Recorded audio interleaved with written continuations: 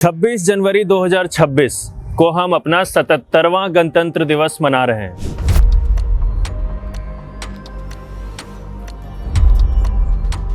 "77 years of Republic India"। Wow, कितना आगे आ गए हैं हम। लेकिन समय के साथ काफ़ी कुछ बदल गया है। मेरे लिए भी इस दिन के मायने काफ़ी बदले हैं। बचपन में ये दिन तिरंगा फहराना, मिठाई और दूरदर्शन पर सेना की परेड देखने तक ही सीमित रहता था। जैगुआर, सुखोई, अपाचे और राफेल जैसे एयरक्राफ्ट के हैरत अंगेज कर देने वाले एयर शो का। लेकिन अब उम्र और तजुर्बे के साथ इस दिन के होने का मतलब समझ में आता है, अधिकार और कर्तव्य समझ में आता है। क्या ये सब सिर्फ मेरे साथ ही हो रहा है?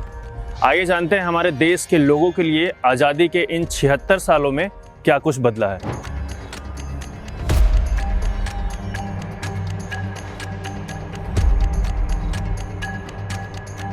क्या नाम है भैया आपका? आकाश तेवतिया। और 26 जनवरी की क्या यादें हैं आपकी बचपन की, और अब कैसे मनाते हैं 26 जनवरी? 26 जनवरी धूमधाम से मनाते हैं हम।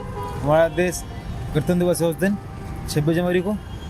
हम गाने गाएंगे, झंडा फहराएंगे, फुल एंजॉय करेंगे उस दिन। स्कूल में हम लोग काफ़ी अच्छे से बहुत अवेयर थे कि कैसे सेलिब्रेट करना है, क्या करने है, वो सारी चीज़ें।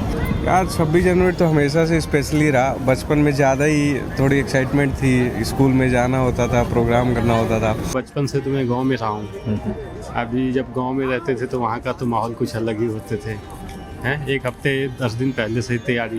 क्या कुछ बदला है? जैसे आप पहले हम बचपन में जैसे मनाते थे वैसे ही आज भी मनाते हैं? काफ़ी कुछ बदला हुआ है। स्कूल में ना ये चीज़ें बहुत होती थी, आज तो मुझे लगता है ये सब चीज़ें हैं नहीं। अभी मतलब थोड़ा सा मैच्योर होने के बाद से आदमी अपने कामों में लग गया, लेकिन ठीक है अभी भी बहुत सारी चीज़ें हैं। मतलब आदमी स्टेटस लगाता है, देखता है, उस दिन आदमी प्राउड फील करता है। 26 जनवरी हमें लगता था कि आज 26 जनवरी है, बट नाउअडेज क्या डिफरेंस है आप देखोगे, जैसे लोग अपने अपने कामों में बिजी हैं, है ना, उनके पास टाइम नहीं है कुछ सेलिब्रेट करने के लिए। और वो होना भी चाहिए, क्योंकि जब बच्चे अवेयर ही नहीं होंगे, आजकल की जनरेशन कहते हैं ना जेनजीज लोग ज़्यादा अपडेटेड हो गए हैं इस टाइम पे सोशल मीडिया से रिलेटेड, बट वो चीज़ सोशल मीडिया पे ही रह गई है। बहुत सारे लोगों के माध्यम से आदमी ये समझता भी है कि क्यों मनाया जाता है, क्या है, हम भी जानते हैं, सब लोग जानते हैं। तो ये बहुत प्राउड मूवमेंट होता है। लेकिन अब जैसे वो वाली एक्साइटमेंट बच्चों वाली नहीं है, बाकी सब अच्छा है वहाँ पे। अब तो देखो ऑफिस टाइम है, ऑफिस टाइम में आना सब कुछ अभी होता है, पर वो जो एंजॉय पहले था, मज़ा था, वो अब नहीं था।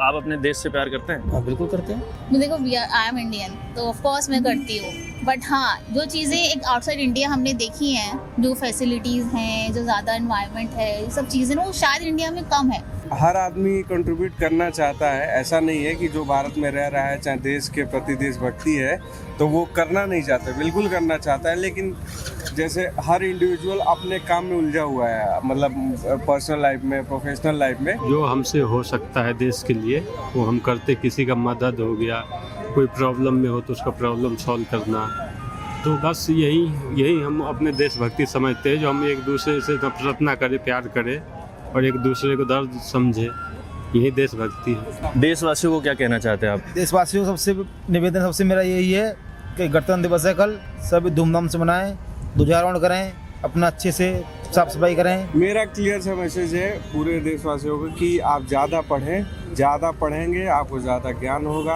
आप जितना समझ विकसित करेंगे, जितना पढ़ेंगे, पुराना अपना देश का इतिहास पढ़ेंगे और अभी क्या चल रहा है, जैसे जैसे आप किताबें पढ़ेंगे, लोगों के बीच में जानेंगे, तो आप अपने विचार के हिसाब से और अच्छा कर पाएंगे। हमें दूसरों की बातों में नहीं आना चाहिए, हमें अदर कंट्रीज से कंपैरिजन नहीं करना चाहिए, हमें लोगों के बहकावे में नहीं आना चाहिए, हमें अपना पर्सनल पॉइंट ऑफ व्यू रखना चाहिए। देशवासियों को तो यही मैसेज देंगे, जो सब मिल के रहो, हिंदू मुस्लिम सिख ईसाई मत करो, आपस में सब भाई भाई के तरह रहो और एक साथ हम लोग मनाते हैं 26 जनवरी के, जो भी है, चाहे मुस्लिम चाहे हिंदू हो, हम लोग एक साथ मिल के मनाएंगे तो हमारे देश का माहौल एक जैसा रहेगा।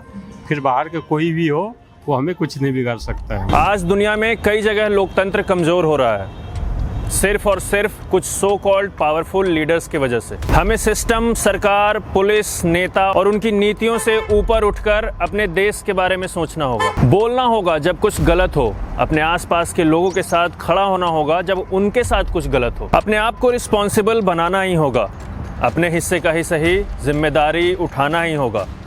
Happy Republic day. जय हिंद, जय भारत।